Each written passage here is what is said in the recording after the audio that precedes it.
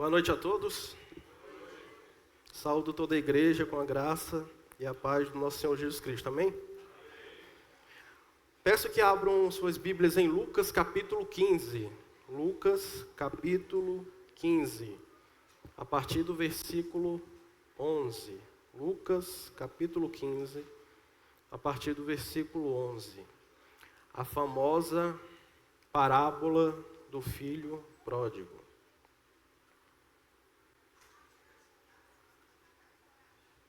Lucas, capítulo 15, versículo 11 ao 24.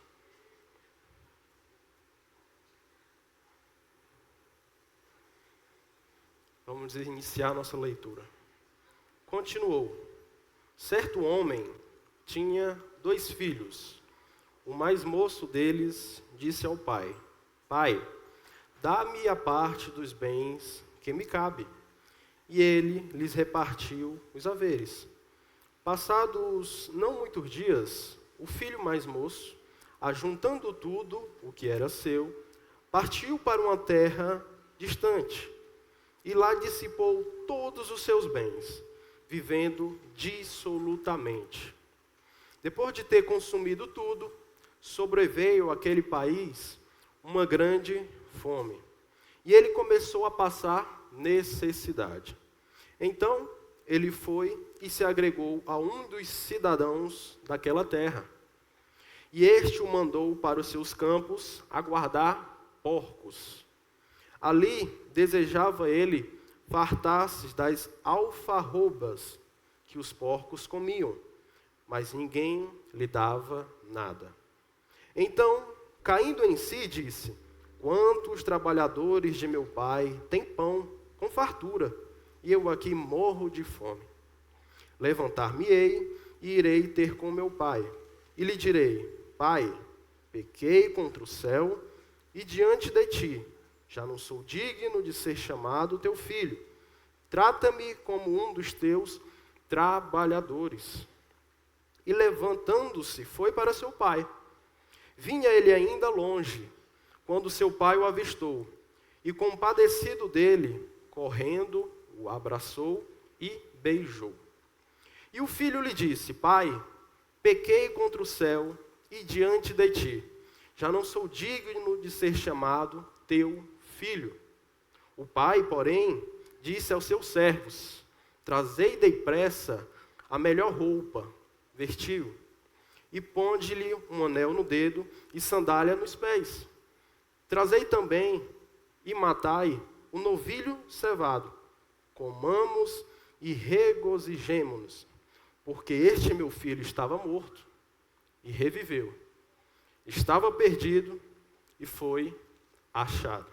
Somente até aqui a nossa leitura de hoje. Antes de iniciarmos a pregação desta parábola, é de grande importância sabermos por que Cristo Jesus, o meu e o seu Senhor, pronunciou aos ouvintes que ali estavam. Por que ele disse tais parábolas? Pois bem, certa vez, Jesus estava pregando para a multidão, e dentro da multidão existia pecadores e publicanos que escutavam Jesus pregar. Pecadores e publicanos. Estas pessoas eram pessoas rejeitadas pela religião judaica da época, mas estavam ouvindo a Cristo Jesus. Cristo Jesus estava ensinando a elas. Mas dentro daquele povo que estava ouvindo Cristo Jesus, não somente pecadores e publicanos estavam a ouvi-lo. Também ali se deparava fariseus e escribas, homens religiosos, homens que professavam a fé judaica.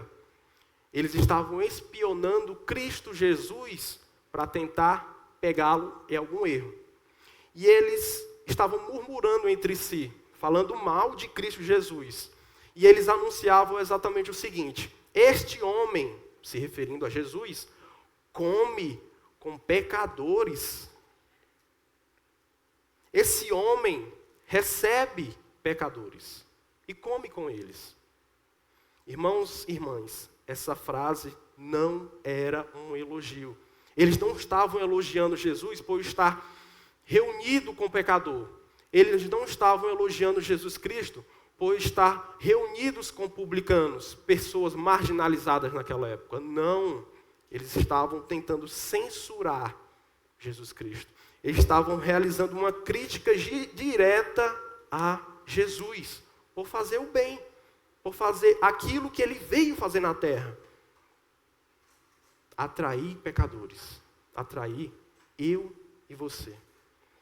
Eles estavam dizendo, se esse homem aí fosse verdadeiramente Deus, ele nunca estaria na presença desses pecadores. Nunca. Ele nunca se assentaria para comer com esses pecadores. Eles estavam criticando Jesus, o julgando. E isso nos revela que o coração desses homens estava estritamente na lei judaica.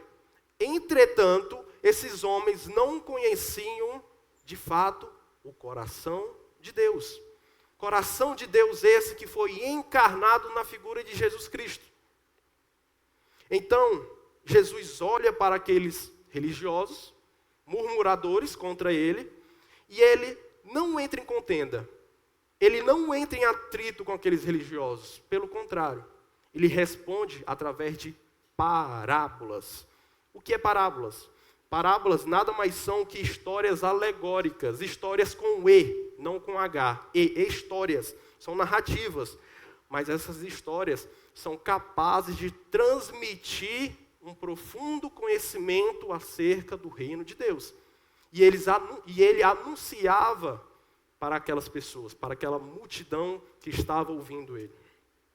E ele começa com a primeira parábola, a parábola da ovelha perdida. Basicamente, ele contou a história de um homem que detinha de 100 ovelhas. Em determinado momento, uma das ovelhas se perde, foge do seu rebanho. Logo, esse homem, em confusão, em medo por ter perdido o seu rebanho, vai em direção à ovelha e deixa as 99 no campo. Mas ele vai atrás daquela que se perdeu. Uma apenas. Quando esse homem encontra essa ovelha, ele coloca nos ombros e com alegria faz uma festa.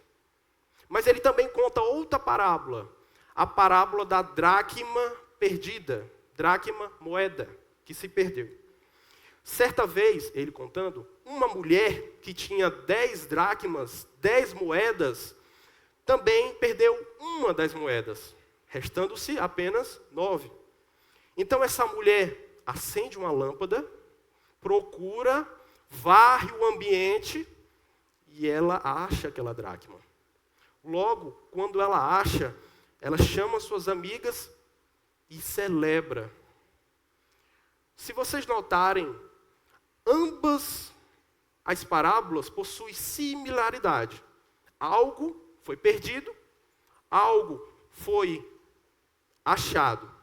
E quando se achou, houve grande festa, grande celebração. E não é diferente da parábola do filho pródigo. E não é diferente com esta parábola que acabamos de ler, do filho pródigo. E vocês vão entender o porquê não é diferente. Mas essa parábola, meus irmãos, não é apenas sobre um filho que se distanciou de um pai. Um pai que perdeu o seu filho por ele ter se distanciado. Não. Essa parábola é sobre o amor de Deus. Essa parábola fala muito mais de mim e de você.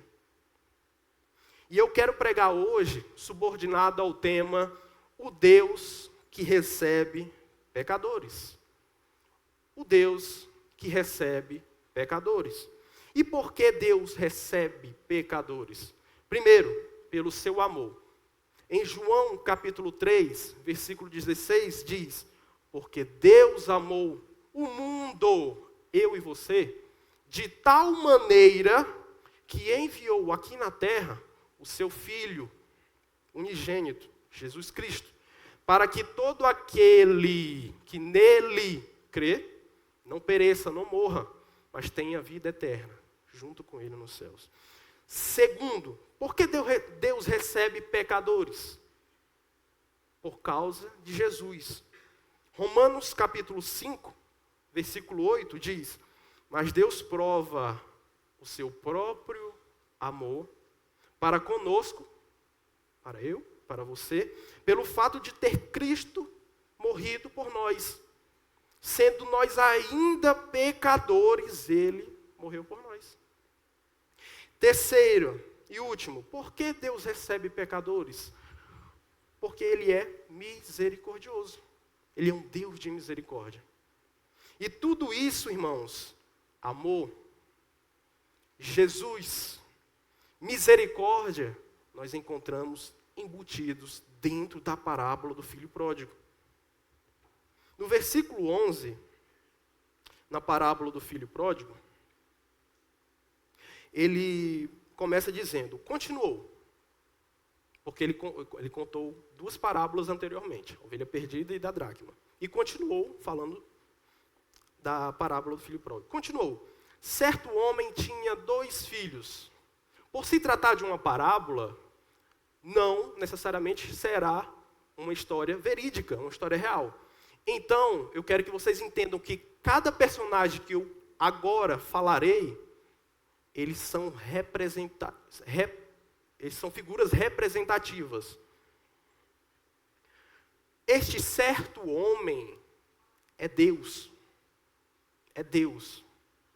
E esses 2 filhos que este homem possui, tem, são 2 tipos de pessoas.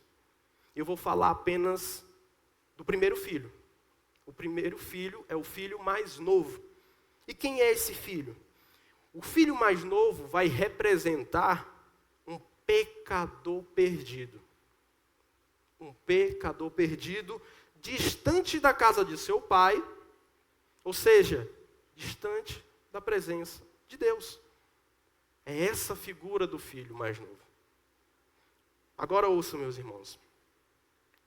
Todos que aqui se encontram, talvez você possa se identificar com a história a qual eu vou contar. Talvez você possa se identificar com a figura deste jovem.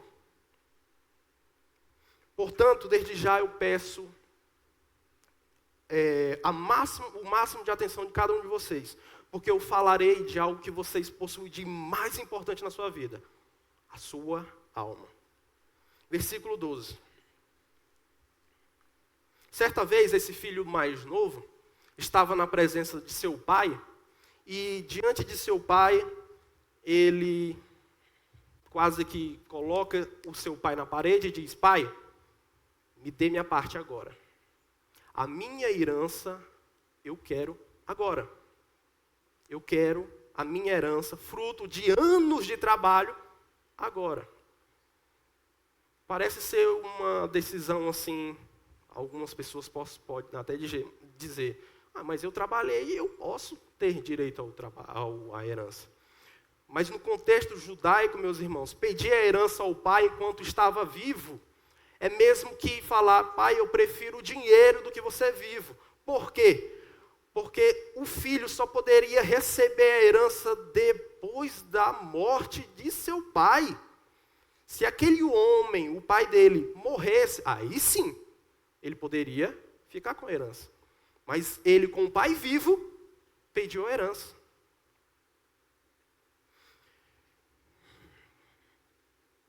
É como se o filho mais novo estivesse dizendo, eu prefiro a herança, eu prefiro o dinheiro, eu prefiro os bens materiais do que a sua presença. Eu preferiria que você morresse, já estivesse morto. E aqui inicia o desejo no coração daquele jovem. O desejo de obter, agora quero que vocês lembrem dessa palavra, independência total do seu próprio pai. Era isso que ele queria quando ele, de maneira obstinada, pediu a herança para o seu pai. Ele queria independência total do seu pai. Pai, fique para lá, me dê o que é meu, me dê o meu dinheiro. Versículo 13 vai nos dizer o seguinte, e o texto continua no versículo 13. Nos mostra que esse filho mais novo, ele de fato conseguiu o que queria. Conseguiu a herança, conseguiu o dinheiro. Conseguiu o que de fato ele solicitou ao pai, a sua herança. Só que ele não fica na terra. Ele quer independência do seu pai. Ele vai a uma terra bem distante da casa do seu pai, com dinheiro em mãos, fazendo uso da sua pseudo-liberdade. Naquele momento, com o dinheiro na sacola, trajado, muito bem, ele parte para uma terra distante, achando que iria gozar de uma liberdade, mas é uma pseudo-liberdade, falsa liberdade. E o texto diz que ele viveu com aquele dinheiro, naquela terra distante, de maneira dissoluta.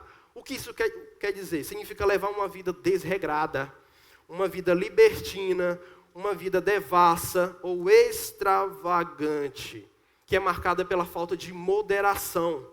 Tudo eu quero comprar, tudo eu quero fazer, é hoje e assim por diante.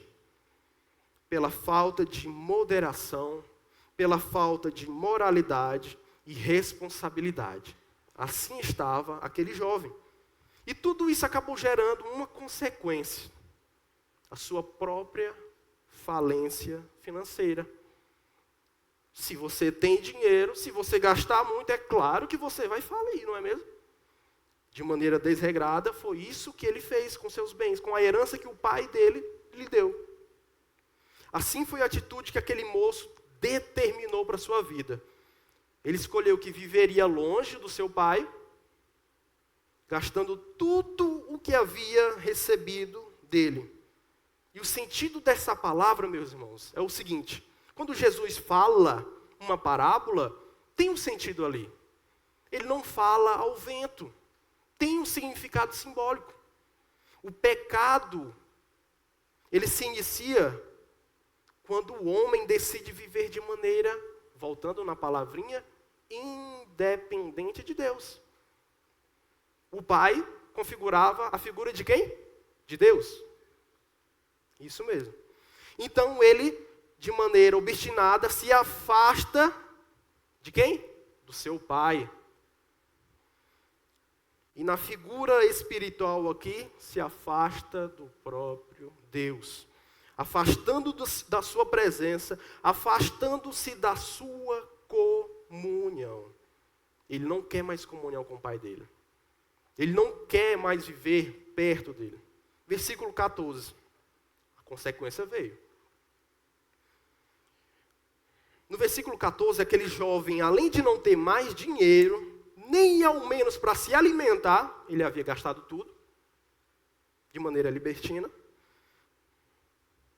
Somou-se a isso uma grande fome. Aquela terra a qual ele foi, estava passando por uma grande escassez. O povo estava passando necessidade naquela terra. Aí, colocamos, dentro da realidade dele. Ele não tinha dinheiro. E ainda assim, o país passa por fome. Complicado, não é? Então, ele se depara com miséria total, meus irmãos. Ele se depara com uma marginalização. Esse homem que saiu da casa dele todo pomposo, com vertes extravagantes, com dinheiro no bolso, agora é só um simples mendigo, um marginalizado da sociedade. E o que esse texto nos mostra? Mostra que quando os recursos acabam, a realidade aparece. Pois Deus, ele é um ser divino, que abençoa. Mas ele também pode usar de crises e usar essa crise como ferramenta de um despertar espiritual. Um despertar espiritual. Versículo 15. E esse despertar espiritual chega no coração daquele jovem. No versículo 15, esse moço, vendo a sua total necessidade, ele se voluntaria. Ele vai até um homem e ele se voluntaria a trabalhar com porcos. Ele vai guardar porcos agora. Ele estava disposto até mesmo a receber migalhas por qualquer tipo de trabalho. E por que eu falo qualquer tipo de trabalho? No contexto judaico, esse tipo de trabalho, guardar porcos, era algo imundo. Porque os porcos, para os judeus, é um animal imundo. Ainda mais guardar porco. Esse jovem, ele estava desamparado. Desamparado. Não tinha ninguém que pudesse saciar a sua fome. Em versículo 16, a fome era tamanha, tão grande, que ele desejou comer as alfarrobas, comida de porco. Para o maranhês, eu sou do Maranhão, é lavagem, né?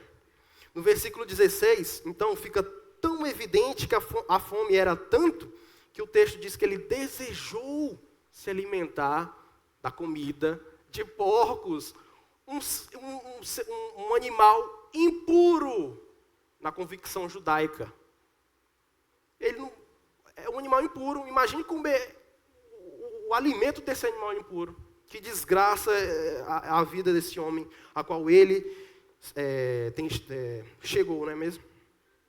Certamente, meus irmãos, quando esse moço tinha dinheiro, o que não faltava eram bajuladores. O que não faltavam eram amigos perto desse homem. Mulheres, amigos, pessoas dizendo, esse é meu amigo, esse aqui é o camarada, esse aqui é meu irmão, contigo não abro.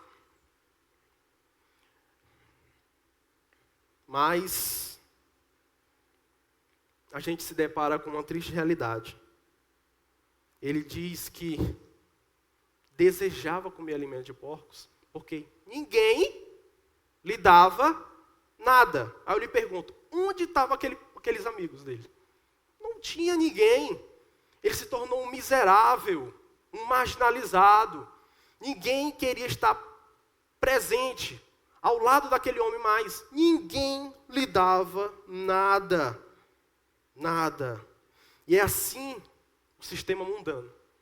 O mundo te usa e depois te abandona, vai para lá. Enquanto você tem algo a oferecer a alguém, você terá gente por perto, meus irmãos. Mas experimenta quebrar, experimenta falir, experimenta passar por alguma aflição para ver se aquele seu camarada lá do mundo vai estar te auxiliando. Ninguém ficará perto de você, ninguém te dará auxílio. E isso só nos mostra o seguinte, que longe de Deus, você sempre estará sozinho. Sempre estará sozinho ou sozinha. Mas eu tenho uma boa notícia, meus irmãos. Existe um Deus todo-poderoso, mas todo-poderoso mesmo, que para onde quer que você vá, Ele vai atrás. A depender de qualquer circunstância, a depender de qualquer situação, Ele estará do seu lado. E também, ouvintes da palavra, visitas, eu também lhes apresento uma comunidade cristã. É esse povo aqui que está do seu lado. Esse povo aqui poderá ser um auxiliador na sua caminhada com Cristo. O povo de Deus. Eu estou falando dessa igreja. Aqui você realmente encontrará irmãos, irmãs, amigos e amigas. Versículo 17. Estava na hora dele cair em si, não é mesmo? Então, finalmente, no versículo 17, acontece o que chamamos de despertar espiritual na vida daquele jovem. Naquele mesmo momento, onde ele ansiava, desejava comer alimentos de porcos, a consciência dele automaticamente, se restaurou, é restaurada. Ele finalmente cai em si. Meu Deus, o que eu estou fazendo aqui? Aonde eu cheguei? Ele se depara com sua própria situação. E lembra na hora, olha a crise apertando ele, lembra na hora que na casa do seu pai, onde de maneira obstinada, eu quero sair daqui, ele resolveu sair, né? Ele detinha de pão, com fartura. O pão significa alimento. Certamente, à mesa daquele rapaz, daquele jovem, não faltava nada, porque o pai dele tinha servos, deveria ser um homem, certo? Mas agora, na situação presente, ele passa fome. Então ele cai em si. Meu Deus, que situação amargurada que eu estou aqui. Mas ele decide tomar uma atitude. Versículo 18. Levantar-me-ei e irei ter com meu pai. E lhe direi: Pai, pequei contra o céu e diante de ti. E no versículo 19 ele diz: já não sou digno de ser chamado teu filho. Teu filho. Trata-me, pai, como um dos teus trabalhadores aí, qualquer que você tem. Eu não sou digno nem de ser chamado teu filho. Eu gastei a minha herança de maneira desregrada. Eu preferiria ver você morto, mas eu queria meu dinheiro. Eu não sou considerado nem mesmo ser chamado teu filho agora. Me faz como um dos teus trabalhadores. Isso tudo aqui era a mente dele trabalhando. O que eu vou falar quando eu voltar para casa? O que eu vou falar para o meu pai? Ele estava cogitando, ele estava tendo pensamentos, frases. O que eu falo quando eu me deparar com aquele homem, com aquele meu pai, que eu saí, meu Deus, eu deixei tudo para casa. É essa a frase que ele tinha preparado na sua mente. Pai, pequei contra o céu e diante de ti, já não sou digno de ser chamado teu filho. Trata-me como um dos teus trabalhadores. E é aqui que começa a humildade, a confissão de pecado. O verdadeiro arrependimento, o arrependimento genuíno. Houve então um despertar espiritual. O Espírito Santo adentrou o coração daquele homem e ele se viu nu. Preciso de alguém que possa me socorrer. E ele parte em direção à casa do pai. Foi um arrependimento genuíno. Ele confessou seus pecados, até agora na mente dele, sem orgulho, sem justificativa, sem desculpa. Mas o que vemos hoje é o contrário. Pessoas defendendo a prática do seu próprio pecado. Pessoas relativizando o erro. A verdade, meus irmãos, é que quem não reconhece o seu erro, quem não reconhece o seu pecado, nunca muda. Nunca muda. E nunca vai receber o perdão de Deus. Nunca. É preciso arrependimento. Estamos hoje, na noite deste dia, em um culto evangelístico. O evangelho está sendo pregado. Cabe a você, mulher, homem, moço, moça, aceitar Jesus. Se arrepender dos seus pecados. Confessionar os seus pecados. Para que assim Deus, na figura de Cristo, possa perdoá-los. Versículo 20. Versículo 20, encontramos aqui o coração dessa parábola. O texto diz que aquele jovem se levanta. Até então ele só estava cogitando na mente. O que eu vou falar com meu pai? Mas ele decide. O pensamento deu iniciativa a ele. Ele se levanta, vai a seu pai, e em certo momento do retorno da casa do seu pai, ele estava lá, indo para a casa do pai dele. O pai, mesmo longe, vê uma figura quase que desconhecida, mas ele vem. É meu filho. É o meu filho mais novo. E de imediato, esse homem corre em disparada aquele filho que estava voltando a casa. Ele abraça-o, ele beija-o. E um fato curioso, aquele pai, que é a nossa figura de Deus, ele perdoa o filho abraçando e o beijando antes mesmo daquele filho confessar alguma coisa. O filho chegando. O pai corre em direção a ele, abraça, beija. Meu filho, onde é que você estava todos esses anos? E o filho não diz um A, mostrando o amor que o pai tem pelo seu filho. Isso revela, meus irmãos, o mesmo amor que Deus tem para com você. É o mesmo amor que Deus tem para um pecador arrependido, essa palavra. Ele responde ao arrependimento com a graça imediata. Corre em direção ao filho. Ele está pedindo perdão. Ele reconheceu o seu erro. Eu vou lá, me perdoo ele.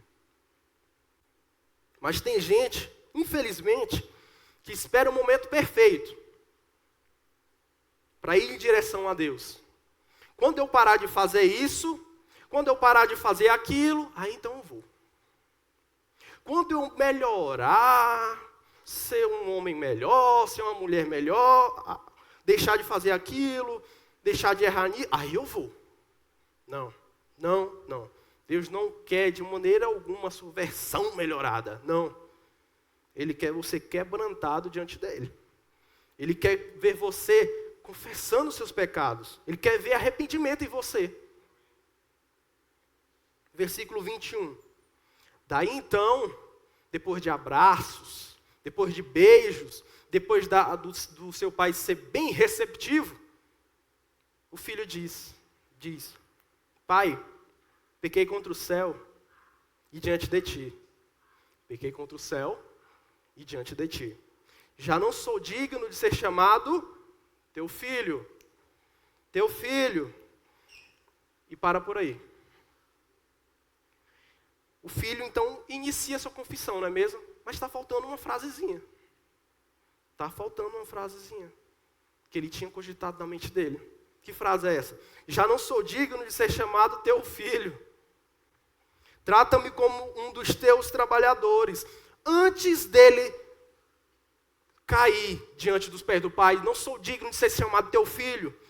Torna-me teus trabalhadores. Antes dele anunciar com a sua boca isso, o pai já lhe perdoa. Não. Pode parar. Ele diz, versículo 22, traz depressa aí a melhor roupa que você tem aí. Meu filho retornou, coloca nele. Traz aí um anel, coloca no dedo dele. Traz aí sandálias, coloca nos pés dele. O pai interrompe qualquer iniciativa de humilhação do filho na presença dele. Ordena aos seus servos, trazei a melhor roupa, coloque um anel no dedo dele e calce-os com sandálias. Mas o que está por trás disso? O que essa roupa representa? O que esse anel no dedo representa? O que essas sandálias representam? Representam. Porque parábolas têm representatividade, não é mesmo? A roupa vai representar uma dignidade restabelecida. Uma nova identidade que agora aquele filho tem diante do pai. Um anel no dedo vai representar a autoridade de filho que agora foi retornada a ele. Ele é meu filho. Coloca um anel no dedo dele. Aquele jovem não queria nem mais ser chamado de filho. Não, senhor. Coloque um anel no dedo dele. Ele é meu filho. E por último, sandálias representam a sua verdadeira liberdade. Por quê? Os escravos antigamente, no contexto judaico, andavam descalços. Ele certamente chega à casa do pai, maltrapilho, sem anel no dedo, sem sandálias. Um total escravo para a aparência mundana. Então, o pai lhe confere sandálias, pois escravos não usavam. E agora ele acha a verdadeira liberdade. Ele não é mais escravo do pecado. A verdadeira liberdade o alcançou. Ele agora é filho. Versículo 23. E além disso, o amor era tamanho, a alegria era tamanha, igualmente eu falei na primeira parábola da ovelha perdida e na dracma, que ambos terminaram com festas após encontrar algo, uma moeda, uma ovelha. Também naquela casa houve alegria, houve festa. Trazei também e matai o novilho cevado. Esse novilho cevado aí era só em momento festivo. Comamos e regozijemo-nos, nos alegremos. E por quê? Versículo 24. Porque este meu filho estava morto. Este meu filho, ele saiu da minha casa. Estava morto, mas reviveu. Ele estava perdido, eu não sabia onde encontrar ele, mas agora ele foi achado, ele veio ao meu encontro. E começaram então a regozijar-se. Houve festa na casa do pai. Irmãos, depois de tudo que nós vimos aqui, essa história não é sobre apenas um jovem rebelde que deixou a casa do seu pai para viver de maneira dissoluta. Não, é sobre o coração de Deus. É sobre a condição do homem, que a mim foi conferida e que a você, talvez, é conferida nesse exato momento. É sobre a minha e a sua vida. Esse filho, ele teve liberdade, entre aspas. Ele teve escolha, entre aspas. Ele teve oportunidade, entre aspas. Mas escolheu ir embora da casa de seu pai. Quando aquele jovem toma a iniciativa de ir a uma terra distante, houve ali uma separação espiritual com seu próprio pai. E é exatamente a vida de muitos. Talvez a sua vida é refletida na figura desse jovem. Talvez sua vida pode ser semelhante a desse jovem, mas eu tenho uma mensagem de Deus para você. A Bíblia me confere isso. Saiba, meus irmãos, que o afastamento de Deus, ele não começa somente na distância. Ele começa no coração. Ninguém se perde do nada. Ninguém se perde do nada. Primeiro você para de orar. Primeiro você para de ter comunhão com Deus. Depois você para de buscá-lo. Depois você começa a se acostumar com o seu próprio pecado. E quando percebe, já está numa terra distante. Está bem distante dos caminhos de Deus, da casa do Pai. Talvez tem gente aqui hoje que não sente mais a presença de Deus na sua vida. Que não tem mais fome espiritual e acha que está tudo normal na sua vida. Está tudo normal, mas não. Espiritualmente falando, você já se afastou. Só não sabe. Ainda não teve o despertar espiritual que aquele jovem teve. Talvez você tenha nascido em um lar de pais crentes, e esses pais crentes oravam por você, madrugadas a fio, sempre orando para que você, moço, trilhasse os caminhos de Deus, mas você decidiu se afastar da presença do Pai, da presença de Deus.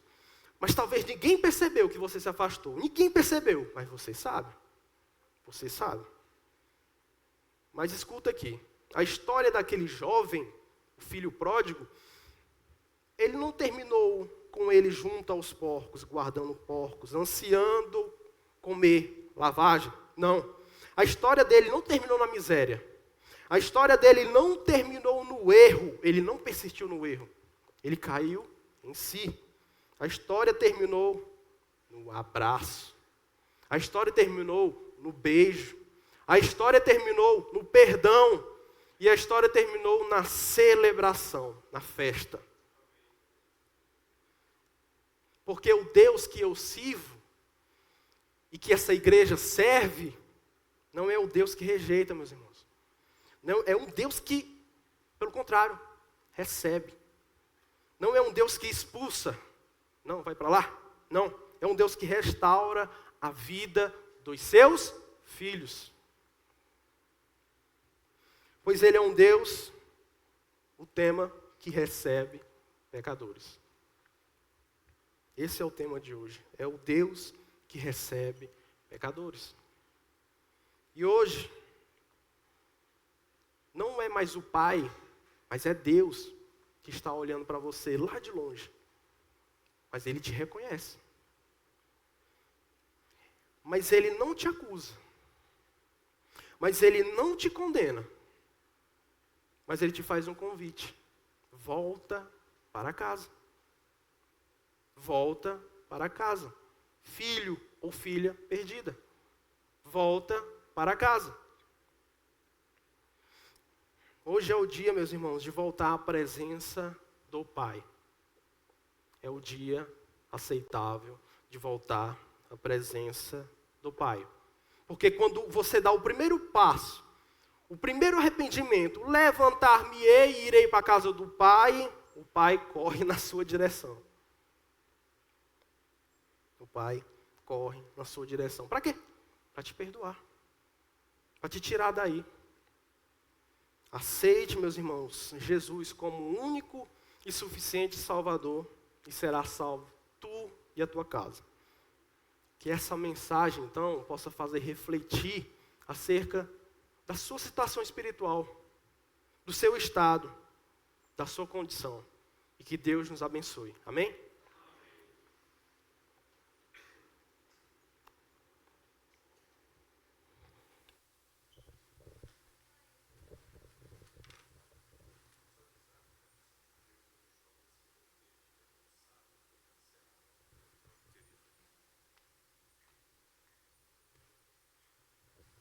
Senhor Jesus ainda tem a oportunidade para você